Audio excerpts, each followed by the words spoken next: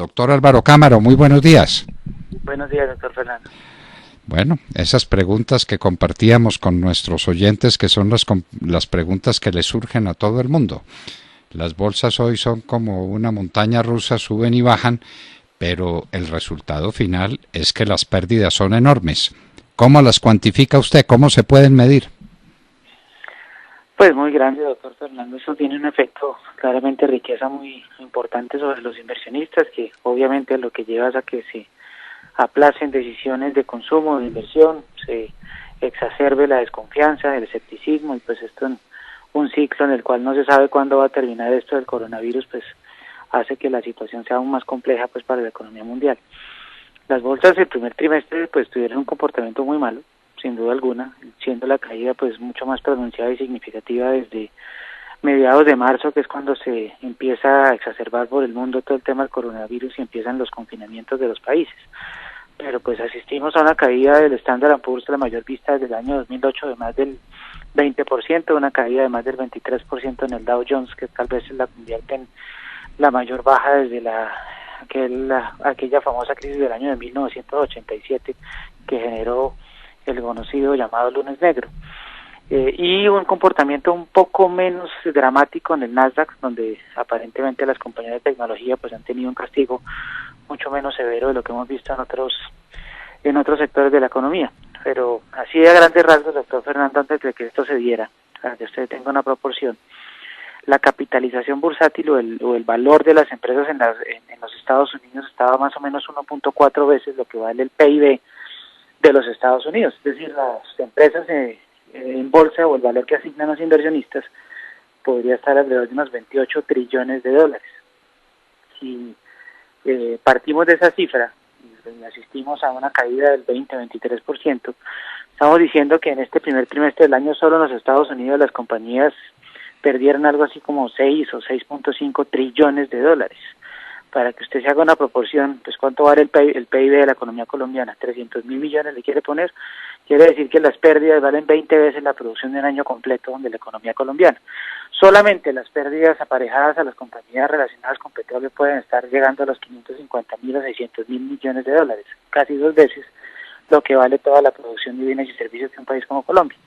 Ahí usted se hace una dimensión y solamente estamos hablando de los Estados Unidos de América. Falta que cuantifiquemos cuánto vale esto en Europa, cuánto vale esto en China, cuánto vale esto en Japón, cuánto vale esto en Hong Kong, y en general en todas las economías, incluyendo la colombiana, donde solamente la acción de Ecopetrol ha perdido casi que un 43% del recorrido del año. Entonces, pues las pérdidas son enormes y esto lo que hace es exacerbar un poco la incertidumbre y el escepticismo hacia adelante. Las pérdidas de Ecopetrol son enormes y las pérdidas de la Bolsa de Valores en Colombia, ¿en cuánto se estima? ¿Qué porcentaje ha perdido el índice Colcap? Ha estado muy similar a la pérdida global. Claramente ha estado jalado por la caída de Ecopetrol, que es del 43%. También han sido castigadas algunas acciones del sector financiero, pero han caído, doctor Fernando, a niveles en los cuales uno diría con liquidez y algo de paciencia, claramente con mucha cautela. Las empresas en Colombia sí se están poniendo en los niveles atractivos pensando que esto se va a superar. Claramente las crisis llegan, duran un par de meses, pero también se genera valor y se generan oportunidades. Aquí es donde los inversionistas tienen que hacer un alto en el camino, entender cuál es el horizonte de inversión, cuál es el propósito de su inversión y evitar ser presas del pánico y de las tendencias de corto plazo. Esto vuelve a recuperarse, el petróleo muy seguramente va a tener o va a encontrar un nivel de soporte ya próximo, no le quiero descartar que pueda bajar $5 más el WTI y se pueda poner en $15 el Brent, algo similar, pero ya digamos que ha sido fuertemente sobrereaccionado los mercados y los inversionistas tienen que guardar la calma. Ya hay muchas acciones que con los dividendos que se decretaron este año están rentando el 15% solamente por dividendos, 3 o 2 veces lo que da la renta fija en Colombia de corto plazo. Entonces ya empiezan a haber momentos en los cuales o hay oportunidad para quienes tienen liquidez para que aprovechen, o en su efecto, si usted es un inversionista que deriva renta de esto y no tiene afán o temor de que una compañía como el Éxito, como la del Grupo Suramericana o como los bancos importantes del país vayan a quebrar o desaparecer, que no es un escenario probable, pues claramente no vale la pena salir a hacer preso del pánico, ¿no? Tenemos una situación fiscal gravísima, porque es que el cálculo es que por cada dólar que baje el precio del petróleo, los ingresos fiscales del país se reducen en 400.000 millones de pesos anuales. O sea que un movimiento de $10 sería de 4 billones y un movimiento de 30, como el que hay ahora, pues sería una cifra incalculable. ¿Alguien ha mirado con seriedad ese tema de la crisis fiscal derivada de la caída del precio del petróleo? Solamente de eso. No pensemos en los gastos adicionales que vamos a tener para enfrentar el coronavirus. Pensemos solo en el petróleo. Estamos hablando de, pues si las cosas siguieran como vienen, ¿no? En 12 billones de pesos. Estábamos calculando el fisco o el desempeño fiscal con petróleo a $65 y está a 20. Entonces, eso va a ser, y eso le pone claramente a Colombia una situación aún más compleja. Como usted bien lo dice, eso vale la caída del petróleo, los supuestos macroeconómicos del plan financiero y de todas las cuentas del gobierno están hechas sobre un petróleo sobre $60 el barril.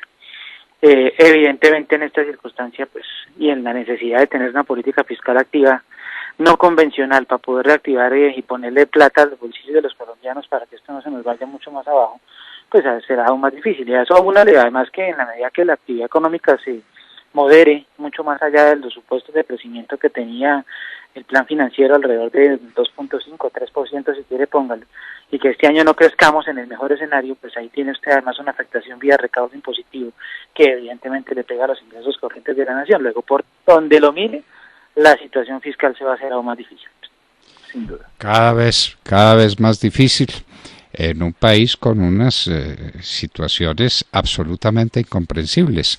Hoy estábamos comentando, doctor Cámaro, las declaraciones de uno de los grandes productores de huevo de este país, donde dice que el dólar afecta el 70% de la producción de los huevos porque la comida de las gallinas es toda importada. ¿Habráse visto? Sí, doctor Fernando, y además tiene razón, porque sin duda alguna... Eso es lo grave. Lo grave es que tiene razón. Sin duda, y además tiene un impacto notable y evidentemente siempre se ha cuestionado uno con una frontera agrícola tan interesante como la que tiene Colombia, ¿por qué no somos capaces de tener una suficiencia en muchos insumos de mucho más amplio? Pero sin duda alguna él tiene toda la razón y eso naturalmente pues tiene una implicación en su margen o en su negocio que le va a tocar que asumir o bien contra su margen o transferir el tema vía precios al consumidor, lo cual resulta absolutamente complejo en un momento en el cual la demanda está deprimida y donde todo el mundo además está tratando de cuidar el pesito como más se pueda porque la situación no pinta fácil de aquí hacia adelante. Completamente de acuerdo. Y de los huevos salen los pollos. Entonces, exactamente, entonces los pollos tienen un encarecimiento fenomenal por el aumento del dólar y ese es el resultado de que no producimos alimentos en el campo colombiano para sostener nuestra industria agrícola. Increíble, en un país que tiene toda la tierra que pudiera necesitar para alimentar el continente. Bueno. Así es, doctor, la misma discusión de la falta de política de largo plazo industrial, de falta de política de largo plazo de exportaciones no tradicionales, de una falta de una política, de una visión de largo plazo y un plan, de una planeación de largo plazo con el tema agrícola del país. Y ahí seguimos al vaivén de los mercados financieros y de las tendencias de corto plazo, sin que nada estructuralmente se solucione. Salimos de esta crisis, ahí nos sentimos un poco más tranquilos porque superamos el problema con un crecimiento que puede no ser tan devastador como el que va o se pronostica para las economías desarrolladas, pero pues al final sin una visión de mediano y largo plazo que haga que aprovechemos todo el potencial. Doctor Álvaro Cámaro, muchísimas gracias por estar en la hora de la verdad. A ustedes, mi amable. Bueno, queridos amigos, esto es una crisis profundísima. El doctor Álvaro Cámaro hablaba de las pérdidas que ya han tenido los inversionistas de los Estados Unidos. Son pérdidas que valen 20 veces todo el Producto Interno Bruto de Colombia. El Producto Interno Bruto de Colombia en 20 años. Esas son cifras absolutamente descomunales.